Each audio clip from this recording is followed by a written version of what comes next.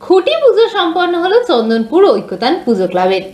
সপ্তমতম বর্ষে তাদের এবছরের পুজোর থিম রবীন্দ্রনাথের সহজ পাঠ। নস্টালজিয়ায় মোড়া এই পুজো দেখতে ভিড় জমাবেন অসংখ্য মানুষ, আশা ক্লাব সদস্যদের।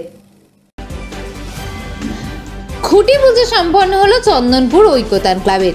বিশ্বকবি রবীন্দ্রনাথ ঠাকুরের সহজ পাঠই এবছরে তাদের পুজোর থিম। বিশ্বকবি স্মরণ ও শৈশবের স্মৃতি এই বছরের পুজোয় জোড়া নস্টালজিয়া রয়েছে ঐক্যতান পুজো মণ্ডপে, রয়েছে সাবেকি আমেজও।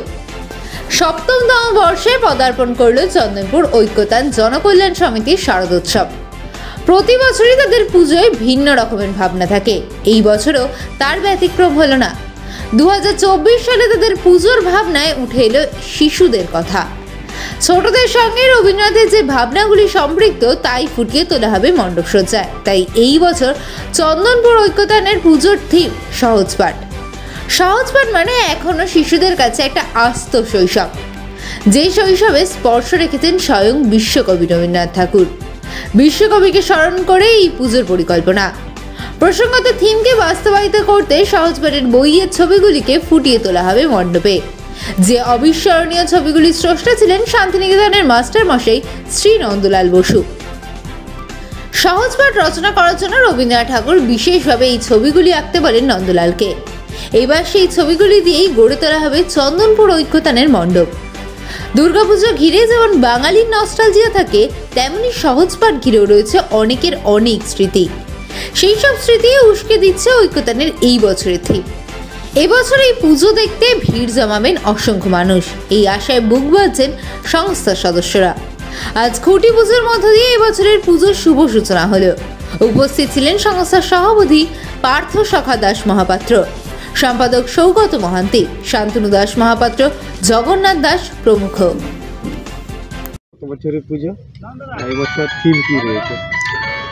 নমস্কার, প্রথমেই ঐক্যতান জনকল্যাণ সমিতির পক্ষ থেকে আপনাদেরকে জানাই প্রাক শারদীয়ার প্রীতি শুভেচ্ছা ও আন্তরিক অভিনন্দন।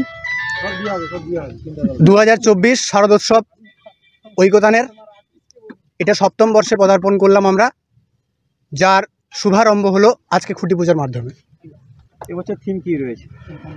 আমাদের নিভৃত প্রাণের দেবতা রবীন্দ্রনাথ ঠাকুরকে শ্রদ্ধা জানিয়ে ঐক্যতানের সপ্তম বর্ষের পুজোর ভাবনা সহজ পাঠ। আমরা এই ভাবনায় ভাবিত হয়েছি, তার কারণ হচ্ছে বিগত বছর থেকে আমরা দেখতে পাচ্ছি পঠন পাঠনের প্রতি ছাত্রছাত্রীদের একটি অনীহা এবং সমাজ মাধ্যম, মোবাইল এইসবের প্রতি ছাত্রছাত্রীদের আকর্ষণ ধীরে ধীরে বেড়ে চলেছে। তাই আমরা কবিগুরুর সহজ পাঠকে ভাবনায় ভাবিত হয়ে এই বার্তা দিতে চাই যে আগামী প্রজন্ম যাতে এই সমাজ মাধ্যম, অনলাইন পঠন পাঠনকে না বলে প্রথাগত পঠন পাঠন অর্থাৎ বই পড়ার দিকে মনোনিবেশ করে। সহজ পাঠের যে থিমটা কিভাবে ফুটিয়ে তুলবেন আপনারা এই পুজো মণ্ডপে?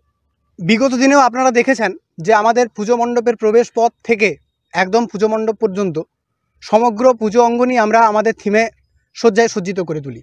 এবারও তার ব্যতিক্রম হবে না। আমরা মূল প্রবেশ পথে সহজ পাঠের সঙ্গে সাযুজ্য রেখে রবীন্দ্রনাথ ঠাকুর সহ বিশিষ্ট জনদের আমরা ছবি রেখে একটি সুদৃশ্য প্রবেশদ্বার করব। ঠিক তারপর যে আমাদের প্রসারিত যে গলি, তার উভয় প্রান্তেই আমরা থিমের সঙ্গে সাযুজ্য রেখে সাজসজ্জা রাখবো এবং মূল মণ্ডপ এবং মূল মণ্ডপ সহ যে আমাদের থিম তা আমরা পুরোপুরিভাবে এখানে ফুটিয়ে তোলার চেষ্টা করব। আর কি কর্মসূচি এবং কি অনুষ্ঠান রয়েছে? আমাদের সারা বছর ধরেই ঐক্যতান জনকল্যাণ সমিতি মানুষের পাশে থাকার চেষ্টা করে। বৃক্ষরোপণ, রক্তদান, মরণোত্তর চক্ষুদান এবং দুস্থ মেধাবী ছাত্রছাত্রীদের পুস্তক সামগ্রী প্রদান, তাছাড়া শীতার্ত অসহায়দের বস্ত্র প্রদান, এইসব নানান রকম কর্মসূচি আমরা রেখেছি। তাছাড়া বিদ্যালয়ের ছাত্রছাত্রীদের নিয়ে যাতে সুষ্ঠু সাংস্কৃতিক মনন তাদের মধ্যে গড়ে ওঠে, তাই আমরা বিভিন্ন সাংস্কৃতিক অনুষ্ঠানও রেখেছি। সৌগত মহান্তি।